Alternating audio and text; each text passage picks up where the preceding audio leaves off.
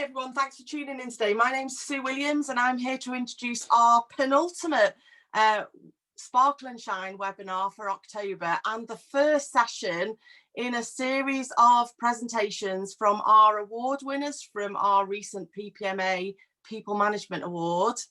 I am delighted to introduce Tom from British Transport Police, who is going to talk us through his award-winning social media campaign, which won the best social media campaign for recruitment in the awards. And it also went on to win the Winner of Winners Bronze Award, which was no mean feat given the strength of the competition in that field. I've also got Matt here from TribePad supporting the presentation. Matt is one of our all-important sponsors, and TribePad specialise in recruitment software, and in particular applicant tracking software that's really important and worth checking out. We have only got 30 minutes, so I'm going to hand over as quickly as I can to Tom. I read the submission over the weekend, Tom, and I'm really excited to see how you're bringing this to life and how you use sort of popular TV in your campaign. If I could ask the participants to stay on mute, if you can bear showing us your face on camera, that always makes me feel a little bit more comfortable and looking at blank screens, but it doesn't matter if you prefer not to do that. We do record these sessions, so we would encourage you to share with your colleagues and let them know about the recording later. But obviously the benefit of tuning in live is you can shape the conversation. Matt will be keeping an eye on the chat box and we'll bring in any questions if we have time at the end of the session. But we will also endeavour to come back to you if we don't get through all of the questions. It can go one of two ways on these sessions. You're either really, really quiet, or you get the ball rolling and we get lots and lots of questions and contributions. So without further ado, can I hand over to you, Tom? Thank you so much for your time today. Thank you, Sue, appreciate that. Yeah, thank you everyone for tuning into this, and if you're watching back later, I do appreciate it. I hope that what I'm going to share with you will be of interest. As we go through, if there are questions that you sort of think you particularly would like to ask, it's not going to disrupt the flow too much to do that, so please feel free. Otherwise, if we get to the end and you have questions, however specific or complicated that might be, worst case scenario, I'll come back to you another time, but hopefully I shall be able to answer them. So I'm mostly just going to talk today. I have got a few slides to show you just to kind of flesh out some of the things that I'm talking about. So there'll be a bit of backwards and forwards sharing my screen with you, and your patience whilst I do that is appreciated. And on one final note of housekeeping, I have a very lovely but very energetic golden retriever. So if I do get interrupted at some point, then that's why. It's probably something horrific like the postman. So bear with again. So just very briefly, British Transport Police, who are we? So not everyone always knows, and I have no issue with that because we're not always the best at explaining it to people. You wouldn't necessarily notice any difference between us and another police officer from a different police force, and really in many ways that's the idea. Why should you? Why should you care? But BTP is a national police force. We're one of 3 national police forces for the railways, is the simplest way of putting it. You will see us at your mainline railway stations, and very typically in London on the Underground as well. We have a very strong presence. Overall, we have about 5,000 employees, so not a small organisation by any sense. And you will also be aware, I'm sure, of the national uplift in police officers, this new 20,000 police officers sort of stuff that the government talk about quite a lot, I'm sure. But what you probably wouldn't know is that we don't benefit from that at all. So we, as a sort of slightly separate police force, are not funded and controlled by the Home Office, but rather more closely by the Department of Transport. So we don't benefit from that funding and that campaign. So the last couple of years have been sort of acutely challenging for us, because not only have we had our usual goals to recruit people as ever we do, but we've been in a slightly more, frankly, competitive space where we have to do a lot with significantly less money. But that has sort of pushed us to be a little bit more creative, and that's sort of what has come out in this nomination that we put ourselves forward for, and then fortunately winning this award. So I'll talk to you about a couple of the different elements of what the nomination consisted of and what we've been up to, and then I'll focus on a particular one because I think that's the real meat on the bones. So the sort of stuff that we've been doing has been quite broad. We have a very comprehensive social media presence. We're on pretty much every channel, try and engage with people. We try and put a breadth of content out there. And this has been very much focused around our careers offering. One of the things we've done is try to kind of tap into what's been going on in the world generally. Something that sort of sounds a bit fancy. It's called newsjacking. And I'll share just one example of that with you because I think it shows what I'm talking about quite well. I'll just bring this up. So one of the biggest things that we did was a tweet that was put out around the ending of the last series of Line of Duty, which you might be familiar with. Slightly trashy, but very addictive. And we put this tweet out, and it says, I'll read it for you. Please be assured our recruitment is much better than this. If you're looking to work with BTP, please visit our website to find out more opportunities to join us. Organised crime members need not apply. Our team follows the letter of the law, the letter, #Line of Duty, which is a reference to what's going on in that show. That received something like 25,000 likes and X thousand retweets, which, given the fact that we're normally engaging with a very small number of people, probably a couple of dozen or something, was absolutely phenomenal. Our engagement is small in number, but high in quality. We do reach the right people, but this was obviously something quite different. It was also picked up by a number of sort of mainstream news outlets as well, because it was just so on the mark at the right time. And this is really indicative of the sort of thing that we were trying to do. It was a little bit more creative, a little bit more interesting, and just a bit more human, a bit fun, and just genuinely engage with people. So that's the sort of thing that we had been doing. Lots of things along those lines. Similarly, we picked up when there was the sad demise of Thomas Cook. We sort of engaged with those people off the back of that news story. So lots of things like that that's just a little bit different. But the real focus of this nomination, and the reason I think why we then went on to also win the Bronze Award in the Winner of Winners, was our work around positive action. And I love this work. I said this previously, I love this work, but I wouldn't for a second say that it compares to some of the fantastic things that go on within the public sector. Lots of colleagues in different organisations work with people, disadvantaged groups, making a real difference to their lives. This is ultimately social media. But this is one way in which actually it really did make a huge difference and was really impactful. And that was around the positive action work. So positive action, not going to teach people to suck eggs, but what is it? Essentially, it's reaching out to groups that are underrepresented within policing to say, come and work with us. For me, it's actually a really simple message. It is the fact that everyone, whoever they are, should feel like they can work for us. It's that simple. There are lots of other elements to it. There's a lot more to it than that. It is a comprehensive message, but for me, it's that simple. Whoever you are, you should feel like you could work here. So positive action has been a huge drive for us, making sure that our workforce is as representative as it can be of the community that it serves. Within this particular piece, let me show you again what it is that we did, and I'll just bring up my screen again. So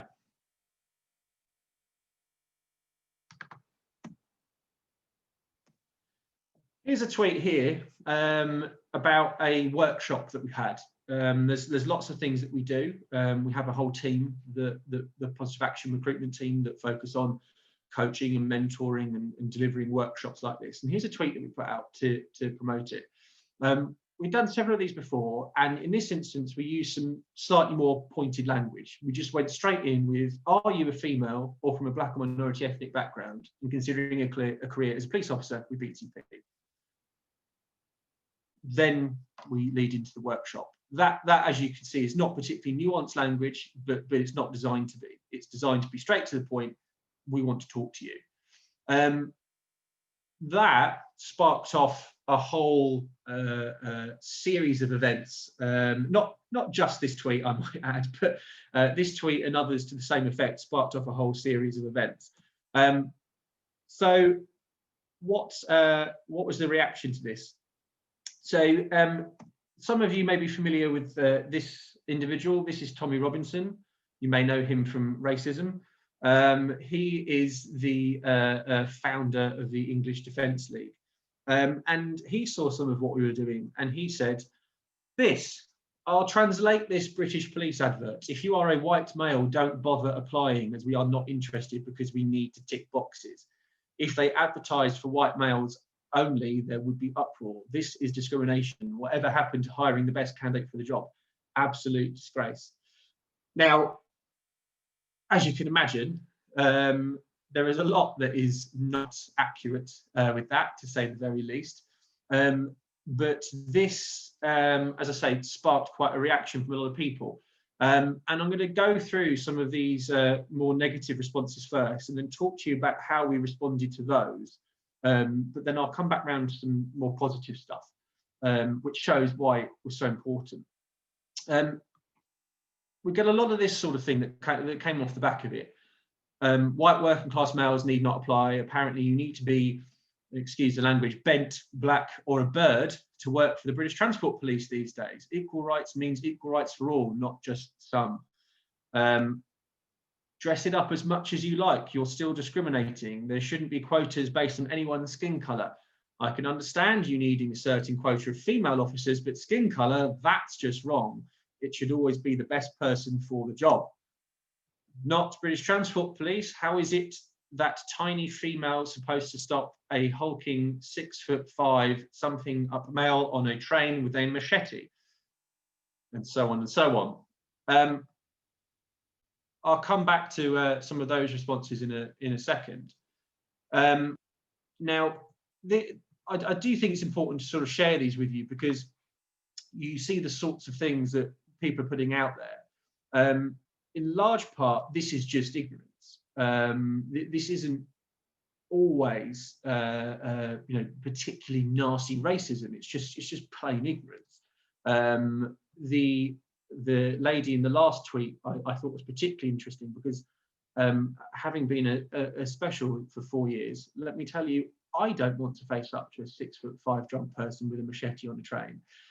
So I don't think gender is necessarily the most important thing in that interaction. But let me share a few more with you, and I'll show you slightly more acutely why this sort of thing matters. So there is more to it, and these next few, I would say, might offend you, but I suppose actually the correct response is that they should offend you. Die, you effing scums, which is an interesting choice of language. This was not overly common, but it happened. We had a few messages that were as to the point as this as a result. I mean, this is just completely ridiculous. What has this got to do with anything? I don't know. And similarly, things like this. And there were quite a few comparisons to Nazis, which is fascinating to say the least. If you're not familiar, there is something called Godwin's law, which is an internet thing, which is about however long something goes on for, eventually someone will compare it to Nazism, and that certainly happened quite quickly here. As you say, there are, as you can see, there are examples where actually it is just nasty stuff, and people are just racist. And I think it's important to show that, because it demonstrates the breadth of the reaction. But as I said before, most of it isn't like that. So how did we respond to it? So firstly, the important thing is that you do respond. You don't ignore these things. Social media is a public forum. What would you do if you were physically in a public forum and someone was saying these views? You wouldn't ignore them, I would hope. You wouldn't ignore them. You would respond. Now, you wouldn't sit there forever, and the same is true online. You wouldn't sit there forever getting into a debate with every person that comes up, addressing every point ad infinitum. But you would address it, and you might come back to a couple of things, and that was the approach that we took with these people. So you must respond to them. as difficult as it might be, try to understand what their viewpoint is, because as I say, a lot of it actually is ignorance. So I think with positive action in particular, it's typically because we haven't explained it very well historically. People misunderstand it because they don't have the information. Not always, although sometimes, not always, because they're just inherently predisposed to be racist and sexist. So the vast majority of it is ignorance. The solution to that, and the next thing we did, was give out a lot of information. So alongside this, and in part because you can't explain it all completely every single time you interact with someone, we put out a couple of blogs that explain different elements of it, why it was illegal, for example, which is something that people fail to understand a lot of the time, what it is, what it wasn't. People, for example, say it's discrimination because they might feel it's discriminatory, and I'll have a conversation about that, but it doesn't make it discrimination in a legal sense, so explaining what the difference would be. And it's not about sort of picking points and trying to sort of get through it from a legal perspective. It's about, as I say, just giving that information and helping people to understand. And there were genuinely, and I'm not saying this because it sounds convenient, there were genuinely examples where someone would say something, you'd explain it, and then they would say, oh, I didn't realise that. And then they delete their comment. And that's fine, because you know that you're kind of getting through to people. But also speaking quite plain and human terms. There's no point having these sorts of discussions and people, as you can see, are commenting in very normal day-to-day speak, and you coming back every single time with a verbatim paragraph that's quite well thought out. Just have a conversation with them. So a lot of the time, if I was responding to someone, the answer would quite often just be no or yes, being very unambiguous about what it is that we meant. And that's important too, because what you don't want is to seem like you are trying to hide something, because you're not. So don't give a slippery answer. Just say that is incorrect. Yes, that's what we're doing. No, it's not. Point out the obvious things. So quite a lot of it was people saying things like white men aren't welcome then. And actually, just to address a particular point, that was more of a problem when there simply wasn't a white man in a photo that we used. There also wasn't a Chinese woman or whatever else, but that wasn't a problem for people. It was literally the absence of a white man in a photo. My response to that was, we've got absolutely no problem recruiting white men. Here's a picture of our last intake. It's exclusively white men. So, let's have those honest conversations. That's been really, really important. But also to reinforce some of the positive responses. And that's something that I would like to share with you as well. I picked out a couple that really resonated for me, and there were quite a lot, but they were quite similar, fortunately. So here we are. So there are a couple here. Dave and Georgia, essentially saying, how many of you, to the people complaining, were actually interested in applying? And I can tell you, from speaking to these people, they never had any intention of applying to join the police. This is purely for the sake of complaining about something. And in the few instances where someone was intending to apply, more often than not, those were the people that, when you address the points, they realised why they were wrong about it and then changed their mind. Of the few, though, that did genuinely seem to express interest in joining us and said they were genuinely put off, that's something, again, that you have to embrace, because if they don't get this, if they truly don't get this and don't agree with it in a fundamental way, they aren't the right people to be a police officer. And we had that conversation as well. And we said that in that language, in those pointed terms, if you don't get this, you do not have what it takes to be a police officer, because this is just fundamentally not understanding the importance of difference. So there were some really nice responses like this, of people saying, this isn't something you actually care about, you're just complaining. Progression is difficult. This lady on the right here said progression is difficult for women, and you need to understand that. BTP are trying to help it. And that was really nice to see. There are also quite a few positive responses from colleagues in other police forces. So this is Chief Superintendent Raj Kohli from the Met. He's saying, I applaud this effort at the risk of generating many negative, I think, especially effects. Well done, BTP. Among some groups, there is a stigma in joining the police and leads to underrepresentation. Workshops like these help such groups overcome stigma. This is not positive discrimination. And that's been, you know, really great to see. That was very reassuring and encouraging, and you know, helped us to realise that, you know, as much as we're convinced this was the right thing to do, other people are seeing that, and it has benefit in its own right. It's not just about recruiting people into positions. It's about saying the right thing, and ultimately, if we can't be expected to do it, who can? We are a police force. If we can't say, no, that's racist, no, you're wrong, who do we expect to say these things? So there is a slightly more sort of meaningful layer to this beyond simply recruiting people. But I do want to talk about that too, because there was a point to this. So across all this campaign, we received a pretty amazing 1,700 applications to different PC roles. There were 700 to PCSO roles and 600 to specials as well. So, you know, quite literally thousands of applications. As a result of basically no more than time. You know, this wasn't something we put into. This was just time and creativity. And then within that, there were some really encouraging statistics for ethnicity as well. If you look at last year's PC applicants, 20% of them were from a BAME background, Black and minority ethnic background. And that actually followed through the recruitment process as well, and 18% were then hired. So we're not desperately losing these people throughout the recruitment process. So that was really encouraging to see. And then overall, for the force, in that time, the percentage of BAME officers has risen by 0.5%.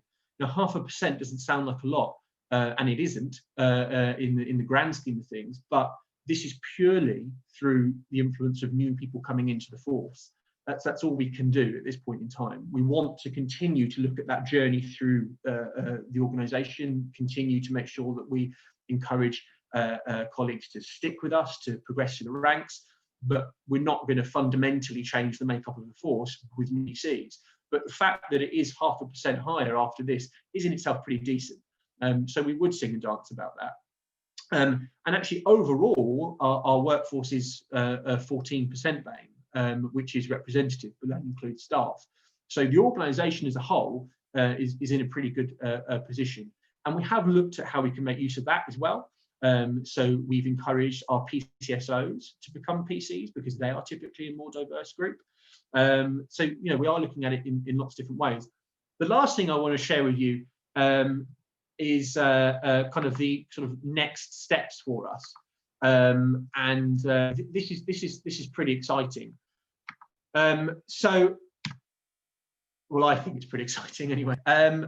So, police officer recruitment is pretty samey. It is generally speaking, and we, by the way, are no exception to this. It is generally speaking pictures of police officers in uniform, the words "we are recruiting," the sort of police Battenberg, the checkered thing, and maybe some blue lights, and that's pretty much true for everyone.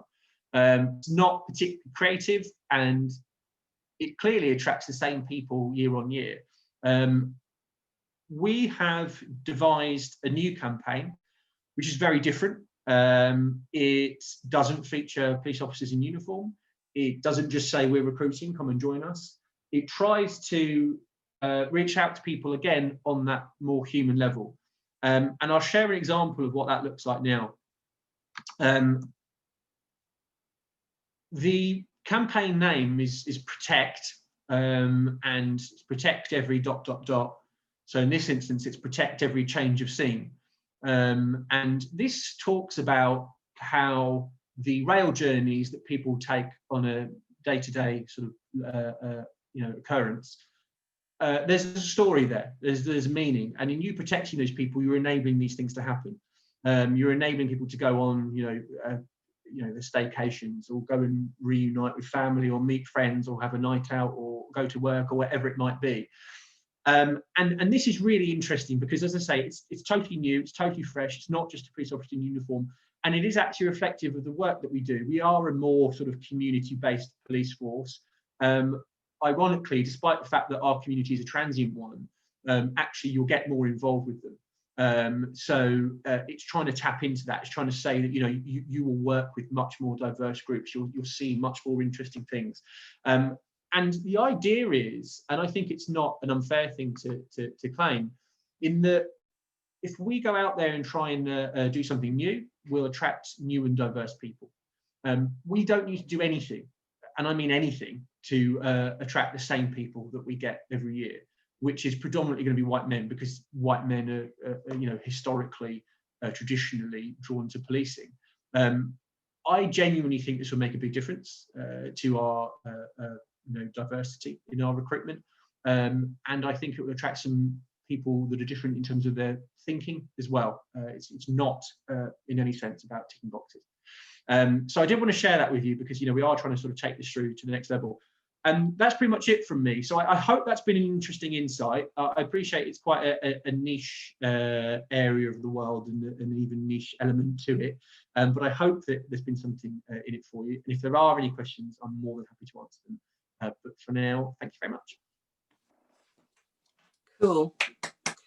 Matt, are there any questions? We can quickly take one. Yeah, great presentation, Tom. Thanks for condensing what is probably a day or a couple of days worth of material into half an hour there. We had one question from 50% of the Rebeccas in the room, which you have already answered. But I figured if we just slightly expand the question from do you respond to or engage with the negative comments, which you've shown you do, but this is a tricky question to ask, a tricky question to answer. How do you toe the line between courting controversy and I suppose trying to steer the ship through what could be muddy waters? And I know that, you know, if you're the US president, controversy is what you go after.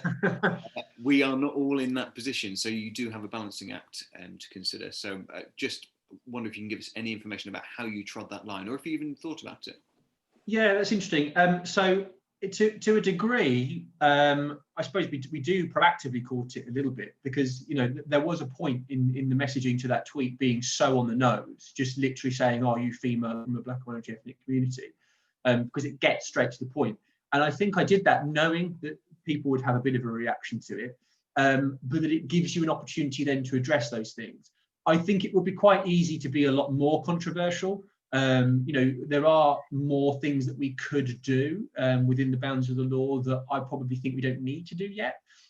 We could do things that, you know, some groups, the National Black Police Association, for example, is in favour of positive discrimination. I'm not, for lots of reasons, but, you know, that would be pretty controversial if we went out there and said that, and would certainly stimulate arguments, let me tell you. But I think, you know, just going back to the original point, sort of whenever we do, there's always someone with the police, there's always someone that chirps up, whatever it is, and has an opinion.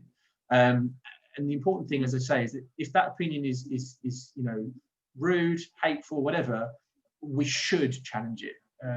We all should challenge it, but I think we have a duty to do that. So I don't shy away from it. And also the final point, more often than not, these people sort of, you know, they make the case for you themselves in the things that they say. And I don't think that most people would look at what they say and think, oh yeah, maybe they're right. Maybe there is a global conspiracy to force white people out of the country. No, that does the job for you. But nonetheless, you know, we should address it. So it's been a very interesting opportunity to do that. Yeah. No, I think you made a really good point in there, and I think you should be applauded, and generally that the team should be applauded for taking that stance and not being afraid to actually stand up for something. I think that counts for a lot. Correct. And I say one final point is that, you know, please don't think that this was universally and easily accepted within our organisation, because it wasn't, and there was a lot of work that had to go into that too, to make sure people understood what we were doing and why, and that everyone was on board with it. So it wasn't easy anywhere. But, you know, if we only do what's easy, we're not really going to progress very much. So we should push ourselves. Brilliant. I know we're running out of time, so I have a subsidiary question to that, which hopefully you can answer very quickly. That's fine. Did you face a battle from your comms team? Because you're owning the communications there, aren't you, as the recruitment team? So is there anything that the rest of us can learn from that dialogue between you and the comms team? I think they were probably nervous because, you know, they are generally there to talk to people in terms of a kind of answering queries kind of way, as opposed to putting across, I don't want to say it's an opinion, because I don't think it is an opinion that we should, you know, be representative of the communities that we serve. But there is a bit more to it, and you do have to have a bit more kind of to and fro with people. So I think there was some nerves around it, but in that instance, that was more about, you know, reassuring them that we would actually take the work and that we wouldn't just do it and then go, there we are, respond to that, please. You know, we did that work, and I think that was helpful, because if they're not totally, I don't want to say convinced, because they are convinced, but as I say, just nervous. If they are nervous about it, then it's not going to help to say, okay, I know you're not sure about how it's going to go, and please go and do it for us. That I think would be unfair. So it's kind of helping them to sort of see how it works. And I think now that wouldn't be an issue, but obviously before we've done anything like this, it's uncharted territory. So. Brilliant. Thank you. Thanks, Tom. Over to you, Sue. You're very welcome. Yeah, I mean, it's such an interesting subject, Tom, and that was a really, really insightful presentation. I'm not sure you knew when you put in your submission that we'd also rope you into a webinar, but that's been really interesting, and we are grateful for your time over here at PPMA. Thank you to everyone for tuning in. Like I said, these are recorded, and all of the archive of sessions are available on ppma.org.uk. We've got our final October session on Friday, which is about coaching develop resilience that in the NHS and the techniques that they're using there. So it'll be worth 30 minutes of your time, I think, to have a look at that one too.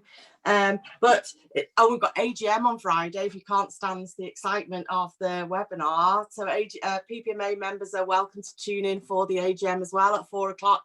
But thank you everyone for your time and attention, especially thanks to Matt and to Tom for supporting the session and for sharing your thoughts. And we're done, a little bit over, I'm afraid. Letha will shout at me, but it's been great to see you all. Thank you. Thank you.